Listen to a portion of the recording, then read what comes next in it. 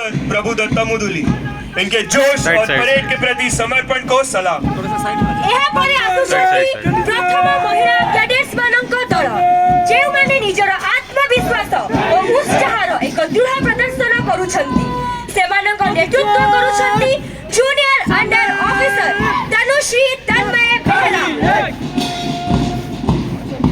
अगली है निशान टोली जो गर्व से एनसीसी का झंडा लिए हुए हैं। नेतृत्व कर रहे हैं सीनियर अंडर ऑफिसर विश्वजीत जेना। ଏହାପରେ ଆସୁଛନ୍ତି ସୈନିକ ସ୍କୁଲ ଭୁବନେଶ୍ୱରର କ୍ୟାଡେଟ୍ସ ମାନଙ୍କ ଦଳ ଯାହାର ନେତୃତ୍ୱ କରୁଛନ୍ତି କ୍ୟାଡେଟ୍ ଶ୍ରେୟାଂଶ ମହାପାତ୍ର। ଏହାପରେ ଆସୁଛନ୍ତି ଦ୍ୱିତୀୟ ମହିଳା ଦଳ ଯାହାର ନେତୃତ୍ୱ କରୁଛନ୍ତି କ୍ୟାଡେଟ୍ କ୍ୟାପ୍ଟେନ୍ ପଦ୍ମଜା ପ୍ରିୟଦର୍ଶିନୀ ଦାସ। इसके बाद है जूनियर विंग और जूनियर डिवीजन के